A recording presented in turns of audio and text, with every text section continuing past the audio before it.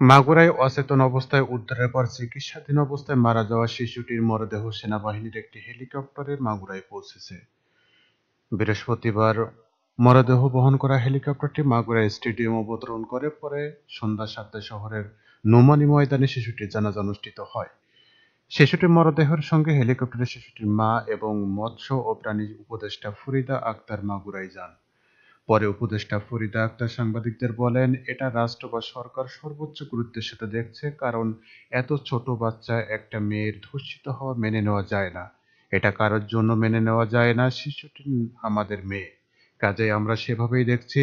সন্ধ্যায় প্রায় একই সময় আলাদা একটা হেলিকপ্টারে মাগুরায় আসেন জাতীয় নাগরিক পার্টির নেতা হাসনাত আবদুল্লাহ, সার্জিস আলম ও খেলাফত মজলিসের আমির মামুনুল হক। সন্ধ্যা ৭টার দিকে শহরের নোমানী ময়দানে শিশুটির জানাজা অনুষ্ঠিত হয়। এরপর মরদেহ শিশুটি গ্রামে নিয়ে যাওয়ার প্রস্তুতি চলছে এবং সেখানে তাদের প্রশাসনের সহায়তায় দাফন সম্পন্ন হয়।